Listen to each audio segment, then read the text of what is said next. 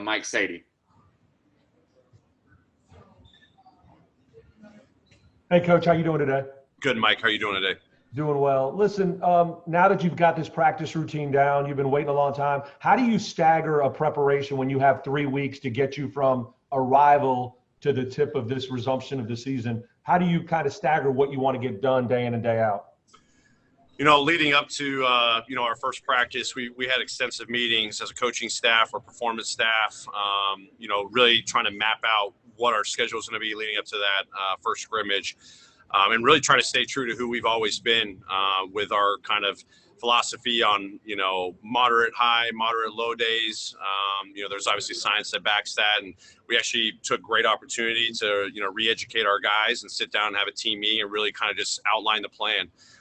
So that, these guys could, buy in, but also know that we're trying to replicate as much as we've done all season long, even here, no matter what time our practices were, trying to be really diligent about keeping our routine, which just gives us that confidence and that comfort with our work. And then on top of that, just kind of managing day to day as well. Just really, a lot of work has been put in by our guys. We can see it on the floor every single day. Our guys are in really good shape. The connections and the connectivity, getting back together is probably the big focal point right now.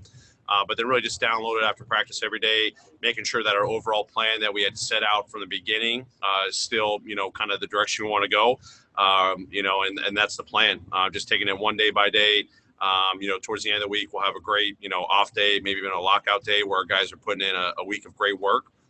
We've had 3 great practices so far. Tomorrow's going to be an individual day where guys can kind of just download a little bit, deload a little bit and really focus on their individual games, individual bodies, individual minds, and just at the end of the day, stay true to our work habits because that's what's going to really carry us through all the way to the playoffs.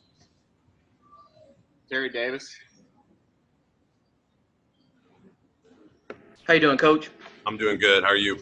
Hey, with a full 17 healthy players, man, how do you go in determining what rotations and rosters to go along with everyone being healthy?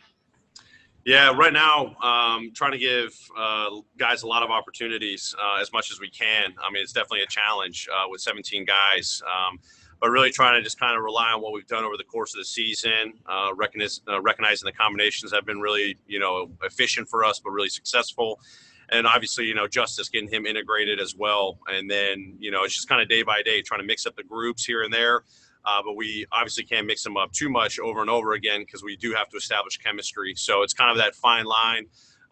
We've got a practice coming up later in the week where we're going to really play a lot. I think targeting Thursday to be a really heavy playing day.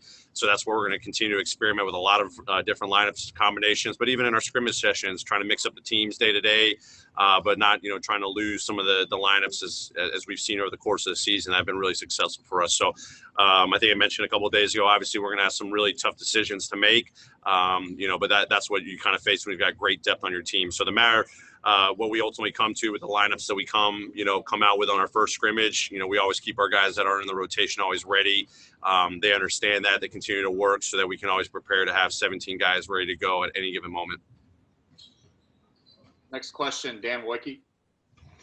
Hey, Taylor, how you touched on this a little bit. How different is sort of your task than maybe a team that's certain that they're going to be in the playoffs in terms of using those seeding games and having to hit that peak right away?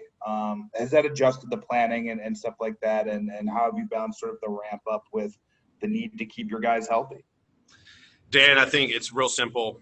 We're built on competing. So irregardless of whatever position we would have been in outside of the one that we are in now, our focus would have been getting these guys competing from day one, trying to play at a high level. Obviously, you want to peak at the right time. Yes, some teams, are maybe more focused to, getting ready for the first round. But I think any opportunity you have to go out there and compete in 8 games against really good opponents, that's only going to test you and prepare you for what's ahead of you.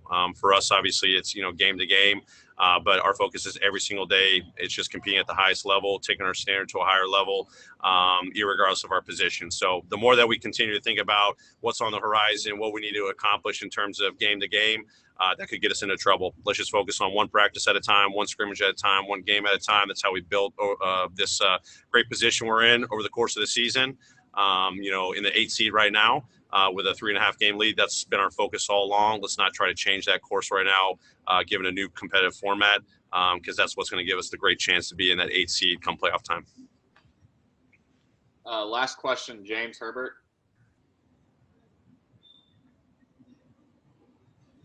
Hey, Taylor. You used the word connectivity a couple of answers ago, and I wondered when you couldn't have practices like you are now, like for the months where the hiatus was going on, how did you try to maintain the sense of connectivity around the team? And what have you seen from the guys in that regard since you've got everybody back together?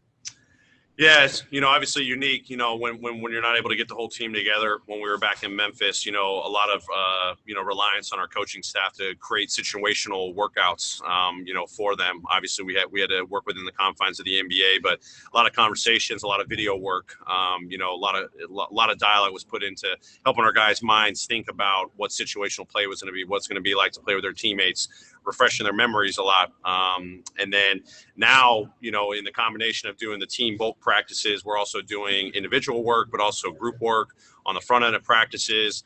And we're really trying to identify, what are the purposeful drills that we've had over the course of the season that have really given us a lot of success and prepared us to get ready for games.